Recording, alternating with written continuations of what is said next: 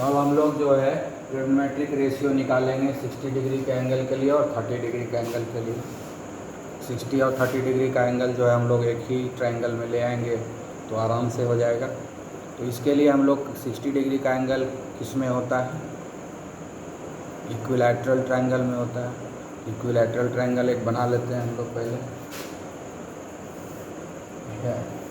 ये हो गया हमारा इक्विलैटरल ट्रायंगल। ये है equilateral triangle A B C. इसका तीनों साइड जो है इक्वल है, तीनों ही साइड इक्वल है। इसका तीनों साइड इक्वल, तीनों साइड इसका इक्वल है। मान लेते हैं तीनों साइड का लेंथ जो है इसको 2x मान लिए, इसको 2x मान लिए और इसको 2x मान लिए, ठीक है। A B equal to B C equal to ये इक्वल टू 2x हम मान लें, ठीक है, क्योंकि ये इक्विलैटरल ट्रायंगल है।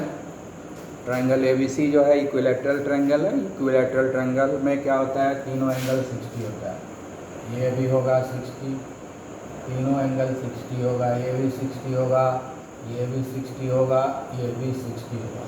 इक्विलैटरल का तीनों साइड इक्वल होता है और तीनों ही जो है तीनों ही साइड इक्वल होता है और तीनों एंगल भी इक्वल होता है, तीनों एंगल भी इक्वल होता है।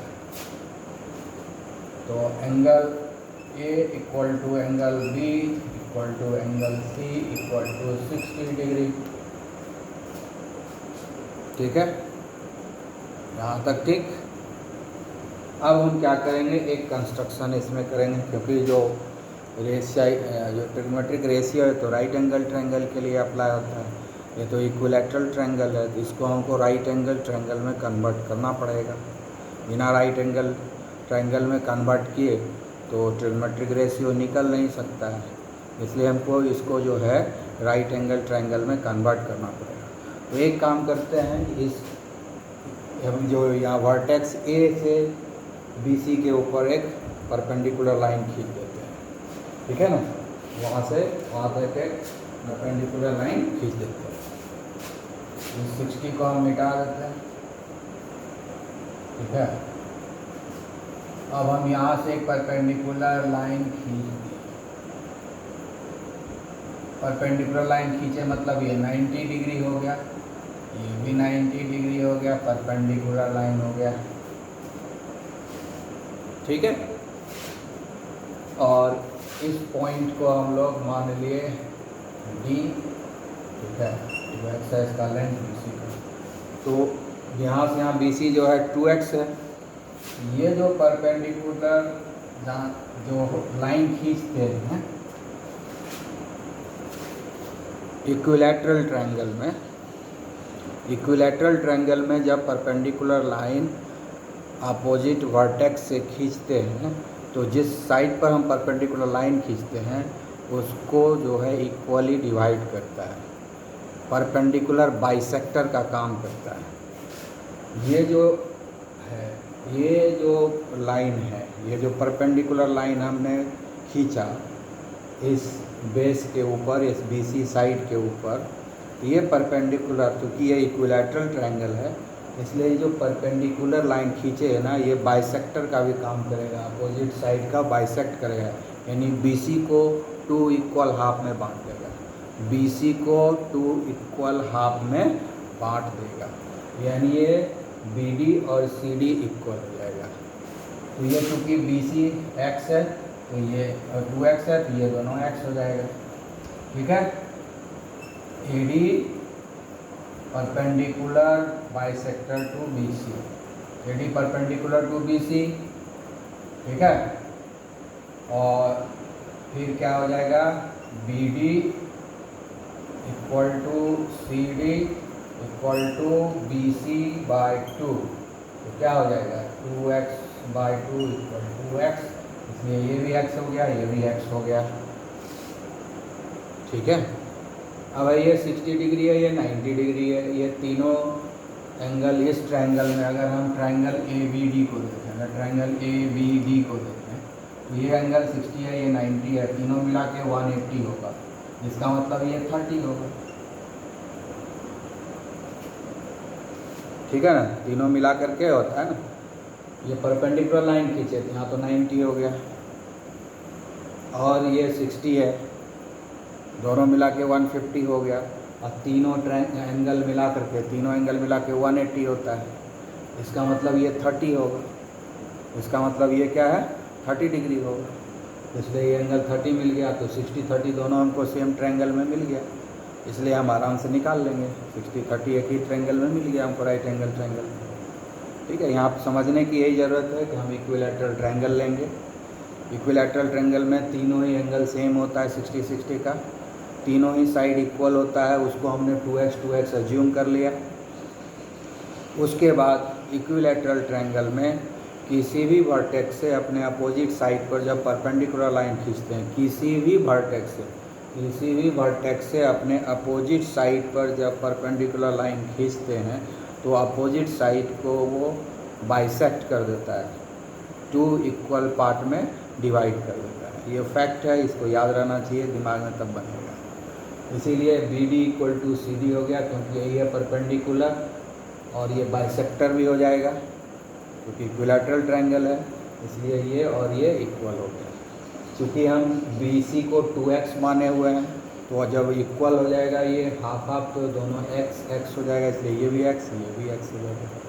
ठीक है, इस कंस्ट्रक्शन को अगर अच्छे से समझ गए तो आगे बनाने में कोई दिक्कत नहीं होगी। ठीक है, अब अगर हम ट्रायंगल ABD को कंसीडर करते हैं तो हमको ये वाला लेंथ मिल गया, ये वाला लेंथ मिल गया, लेकिन ये लेंथ नहीं मिला AD का, तो हम लोग अब कंसीडर करेंगे। अब हम लोग देखते हैं इन राइट एंगल ट्रायंगल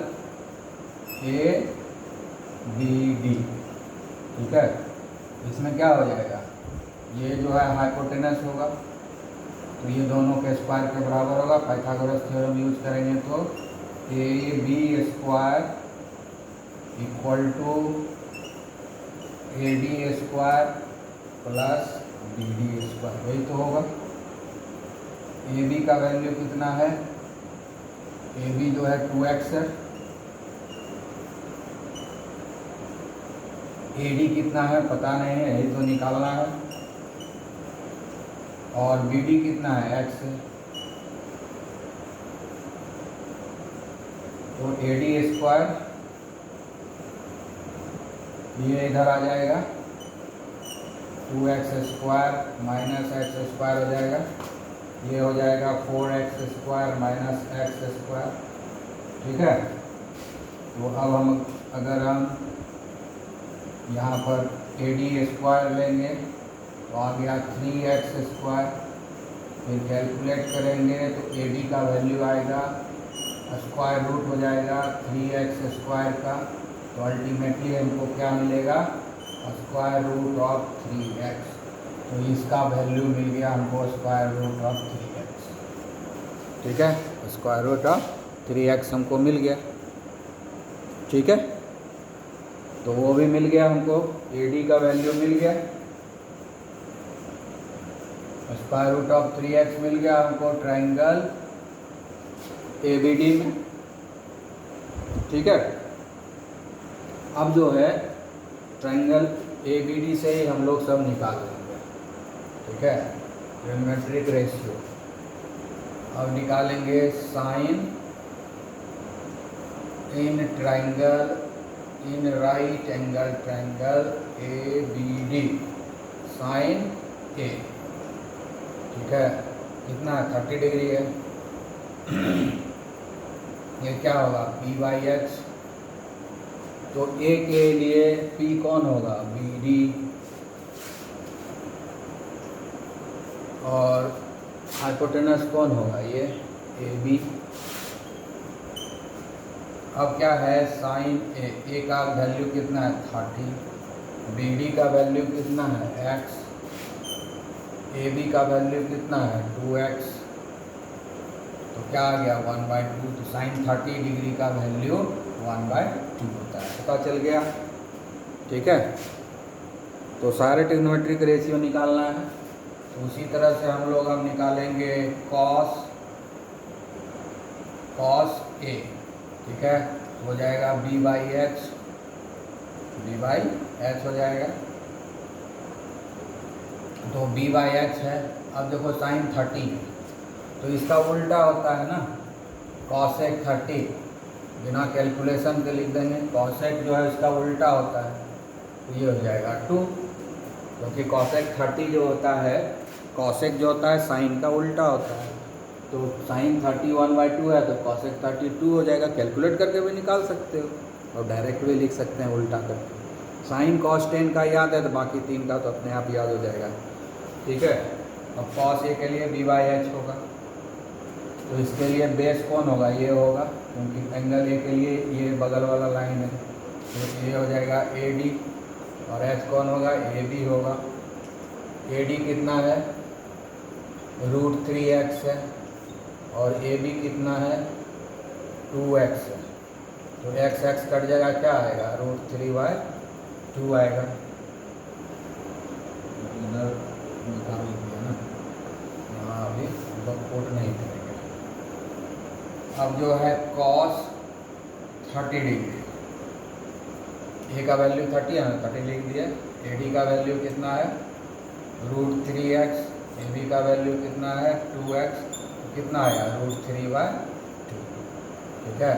उसके बाद हम लोग क्या करेंगे, इसका उल्टा होता है सेक, तो सेक 30 का वैल्यू क्या होगा, इसका उल्टा होगा 2/√3। कॉस का उल्टा सेक होता है, खाली उल्टा के वैल्यू लिख देंगे। अब तीसरा लिखेंगे हम लोग tan a का क्या होता है, P/B, है ना। P a का लिखा है, जिसका PA हो गया BD और B हो गया हमारा AB, बेस बगल वाला, ये सामने वाला, ठीक है। तो P हो गया BD और B हो गया AD।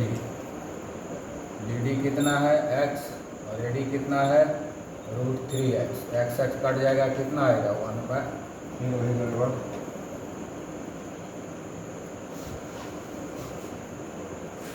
तो हम लोग अब क्या लिखेंगे, tan 30 डिग्री। तो BD का वैल्यू कितना हो गया, x, और AD का वैल्यू हो गया √3x, तो कितना आएगा, 1/√3। अब यहीं पर हम लोग क्या करेंगे, cot 30 का वैल्यू निकाल देंगे। cot 30 का वैल्यू क्या होगा, tan का उल्टा होता है cot, ये हो जाएगा √3, 1/√3, उसका उल्टा होगा √3। तो इसलिए 30 डिग्री के लिए सबका कैलकुलेशन हो गया, 30 डिग्री के लिए सबका कैलकुलेशन हो गया। अब इसी तरह से हम लोग जो है 60 के लिए भी कैलकुलेट कर लेते हैं।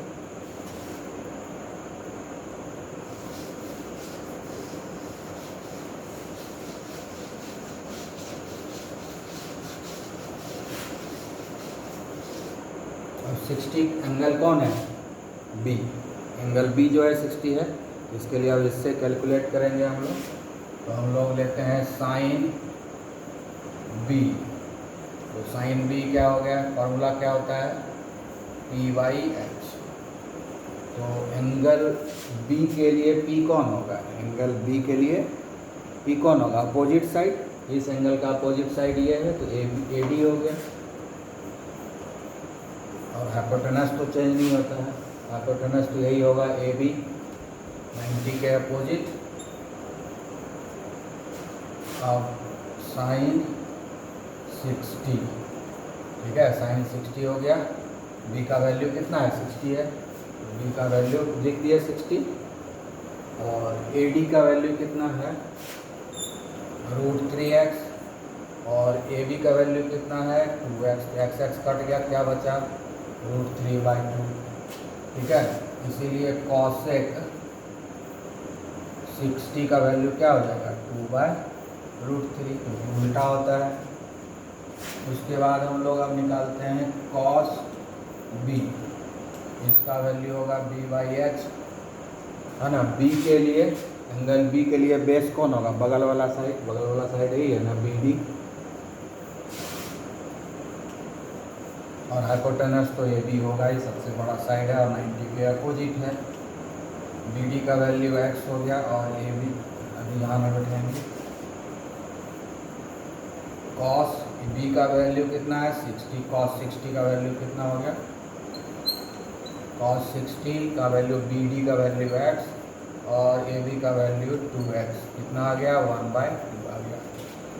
ठीक है, तो इसीलिए हम लोग सेक 60 का वैल्यू कितना आ गया 2 हो जाएगा, 1/2 का उल्टा 2 होगा। उसके बाद अब हम लोग लेते हैं 10b। ठीक है, 10b का वैल्यू निकालते हैं, ये क्या हो जाएगा p/b। ठीक है, इसके लिए p कौन होगा, परपेंडिकुलर डिस्टेंस AD होगा क्योंकि अपोजिट साइड यही है इस एंगल का AD। अब बेस कौन होगा, बगल वाला, ये बगल वाला है BD। AD कितना है, AD कितना है, ये हो गया 10, B का वैल्यू कितना है 60, AD का वैल्यू √3x है और BD का वैल्यू कितना है x है, BD का वैल्यू x है। ये कितना होगा √3 होगा, ये कट जाएगा। तो अब हम लोग cot 60 का देखते हैं क्या वैल्यू होता है। cot 60 क्या होगा, tan 60 का उल्टा होगा, √3 है तो इसका उल्टा क्या हो जाएगा 1/√3।